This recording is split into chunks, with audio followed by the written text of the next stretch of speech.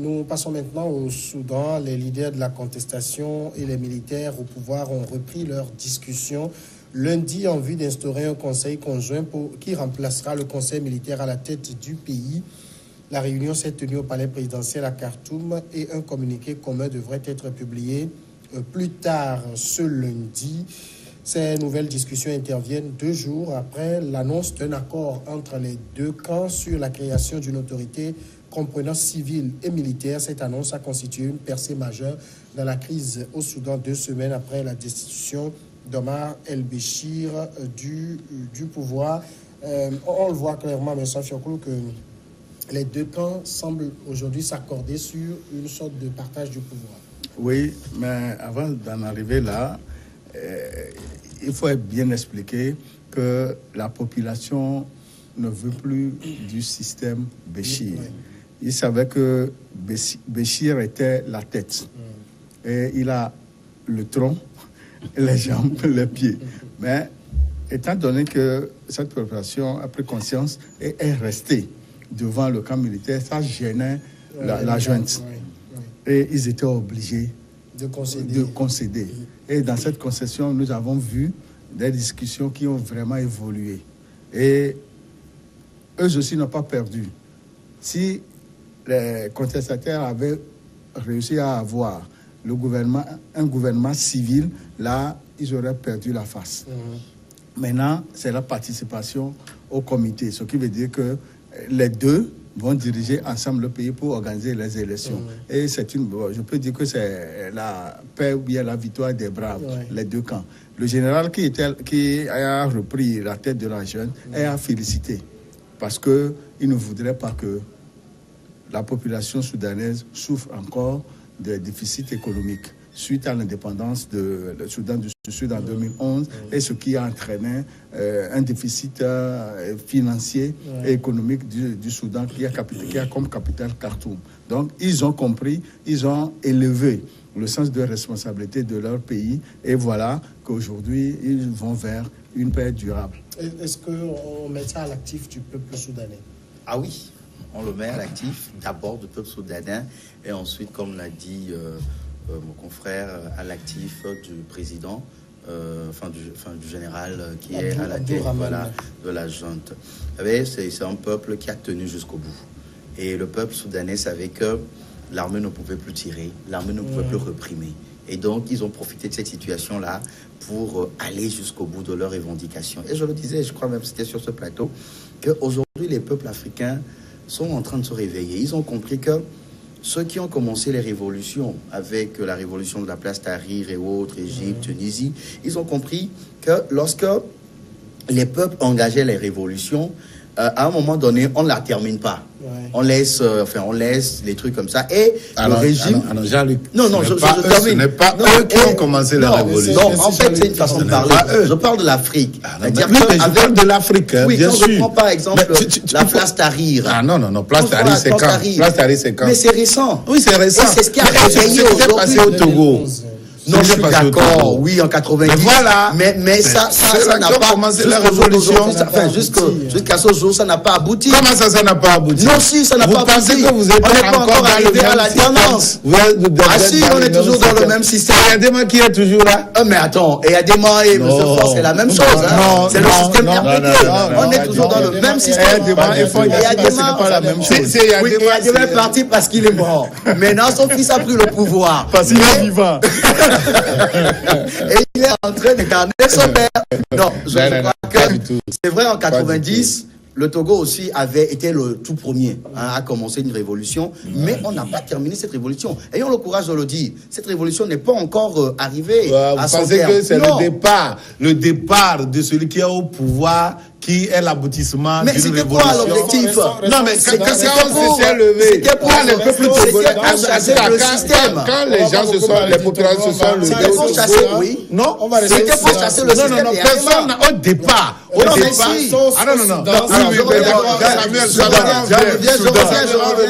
on a commencé au Togo, on a parlé de changement. On a parlé de changement. On n'a pas parlé de départ de Yadema. Oui, le changement, c'était avec quoi? On dit on voulait la démocratie. Oui, avec le départ de Yadema. Plus de dictature. La liberté d'expression. Plus de dictature. Voilà, justement, c'était avec ce n'est pas le départ de Yadema.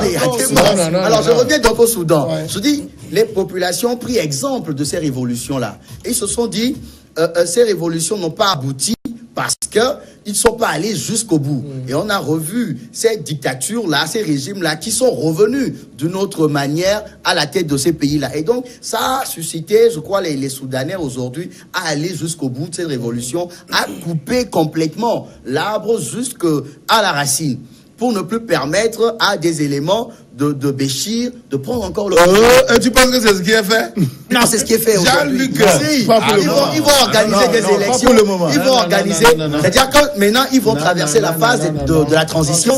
Ils vont organiser des élections. Et si le peuple décide de voter pour un élément de Béchir, là, on sait que c'est le peuple qui a décidé. Ce qu'ils ont fait, ça ne sera plus imposé. L'armée a concédé une ouverture. Non, mais c'est pour une transition. C'est tout, oui, c'est pour une transition. Pour faire quoi? Pour organiser des élections. Qui tient le jeu? Attends d'abord. D'accord, l'armée tient le jeu aille jusqu'au bout. Non. Pourquoi on dit que réellement... Je ne vois pas aujourd'hui, avec ce que l'armée est en train de faire, les pas qu'ils sont en train de poser, je ne les vois pas remettre cela en cause. Je ne les vois pas en train de vouloir organiser des élections. Il faut imposer encore. Le fait d'ouvrir le jeu, c'est parce qu'aujourd'hui, en fait, la population était allée jusqu'au bout. Il y avait une pression terrible. La population maintient la pression. Oui. Mais ça ne veut pas dire qu'ils ont été au bout. Si. Ils ne sont pas allés au bout. C'est parce que l'armée a cédé. Parce que quoi? Oui, l'armée a cédé. En ouvrant le jeu. Oui, pour permettre aux civils de rentrer.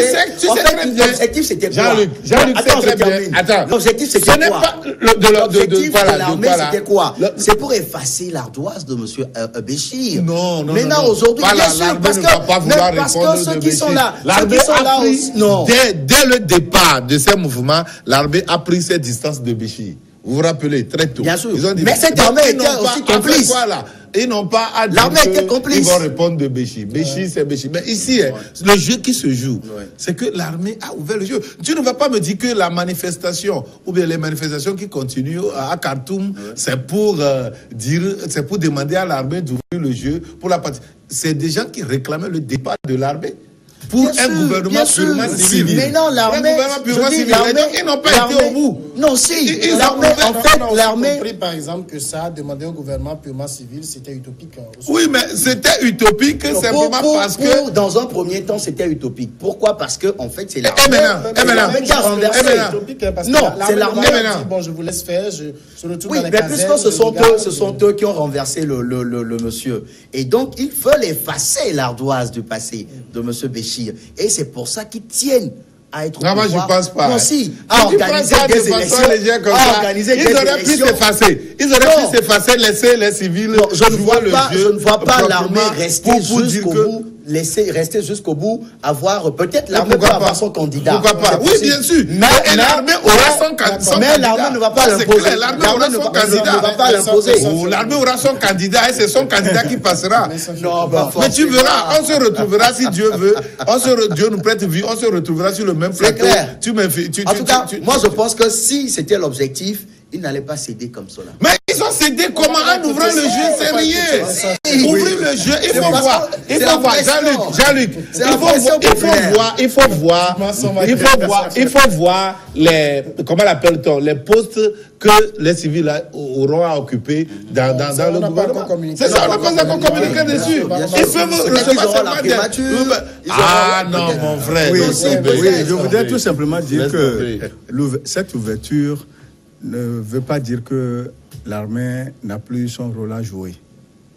On peut faire même un gouvernement civil, mais l'armée aura ses yeux dedans pour bien voir ce qui va se passer. Nous devons savoir aussi que le Soudan est un pays dans lequel il y a trop de guerres. Il y a les rébellions par ici, par là. Et si les chefs militaires ont accepté d'arrêter Béchir, c'est pour éviter l'hémorragie. Ce qui veut dire que le système y est, mais a fait une petite ouverture afin de permettre à la contestation de diminuer ses ardeurs. Et c'est ce que nous avons comme cet accord. Mais au niveau de la conduite du pays, l'armée est toujours là. Bien sûr, mais pour elle est toujours là pour un temps. Et les pour un temps? Attends, et les élections là, parce que les élections qui vont venir, l'armée présentera un candidat et c'est celui-là qui va gagner. C'est lui qui va passer. Prenons les cas de l'Égypte. Prenons les cas de l'Égypte. Qui parle du Soudan parle de l'Égypte. Enlève son et il passe. met des vestes et puis c'est fini. Mais on sait que, en fait, l'Égypte, c'est un autre cas, hein, l'Égypte.